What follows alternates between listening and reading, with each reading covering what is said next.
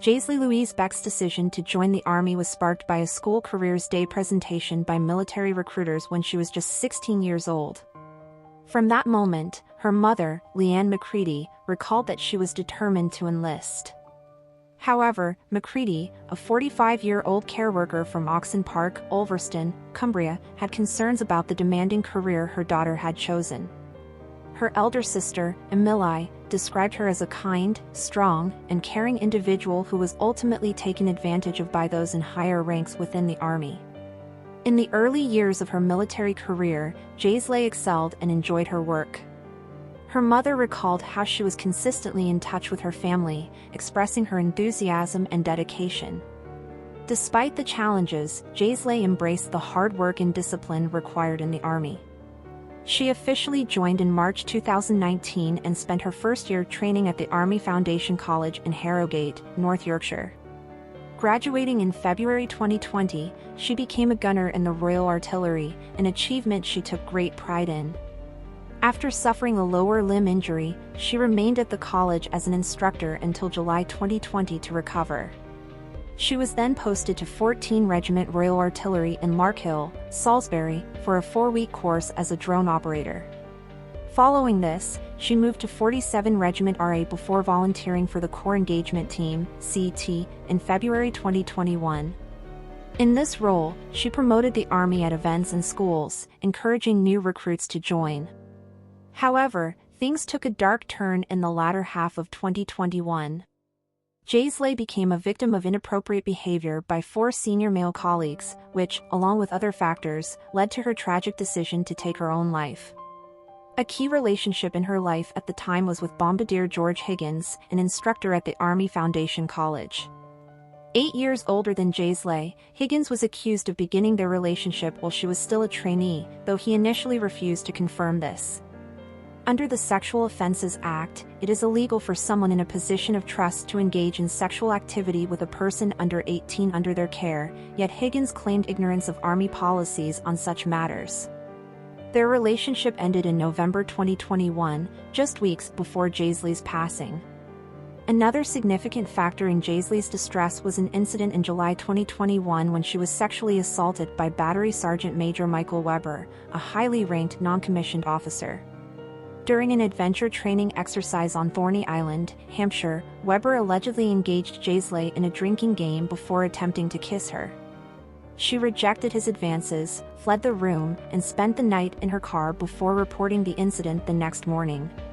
Despite her complaint, Weber faced only minor administrative action and was later promoted to the highest NCO rank in the Army. At the inquest, Weber refused to answer questions, citing legal advice. Among the most troubling aspects of Jaysley's final months was the relentless harassment she endured from Bombardier Ryan Mason, a 40-year-old colleague who bombarded her with thousands of WhatsApp messages.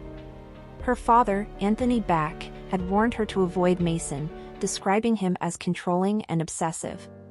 In October 2021, Mason declared his love for Jaysley, despite her lack of reciprocation. By November, Jaysley explicitly told him that his behavior was becoming overwhelming and burdensome. Her mother later revealed that Mason had sent 3,600 messages to Jaysley in November alone, and her daughter feared he was tracking her phone. The Army report concluded that his obsessive actions had a significant impact on her mental health and were a major factor leading to her death. Additionally, Jaysley was involved in a secret relationship with Staff Sergeant Corey Budd, a married soldier of a much higher rank. Budd socialized with her on the night of her death, and witnesses reported that her mood worsened when he left a Christmas party. The Army's inquiry determined that the secrecy surrounding their affair contributed to her distress. Budd admitted that Jaysley had told him about her father's concerns regarding Mason's behavior and that Mason had even written a 15-page document detailing his feelings for her. The Army's investigation revealed a troubling culture at Larkhill Garrison where unacceptable behavior had been normalized. The report found that Jaysley's experiences were not isolated incidents but part of a wider pattern within the Army, involving multiple senior male officers across different units. Despite clear warning signs about her declining mental health, no effective intervention was made. During the inquest, Brigadier Melissa Emmett, head of the Army Personnel Support Group, admitted that the Army had failed Jaysley.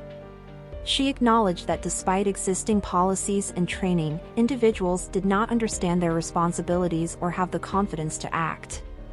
She expressed regret that Jaysley had felt unable to report her concerns without fear of being labeled a troublemaker. Assistant Coroner Nicholas Rainberg ultimately ruled her death as suicide, stating that Jaysley's actions indicated intent despite her level of alcohol consumption. He criticized the Army's handling of her complaints, particularly regarding the sexual assault by Weber, which should have been reported to the police rather than dealt with internally. He described the Army's disciplinary response as inadequate and the complaint system as lacking robustness. Following the inquest, Jaysley's mother, Leanne McCready, expressed her heartbreak and frustration over the Army's failures. While acknowledging the Army's apology, she stressed that no apology could bring her daughter back. Remembering Jaysley as more than just a soldier, she described her as a loving daughter, a devoted sister, and a cherished friend who was full of life and dedicated to her job. Jaysley's tragic story highlights the deep-seated cultural issues within the Army and the urgent need for reform to protect young recruits from predatory behavior and systemic neglect. The failure to support her in the face of repeated harassment and misconduct underscores the necessity for stronger protections and accountability within the military. Thank you for watching.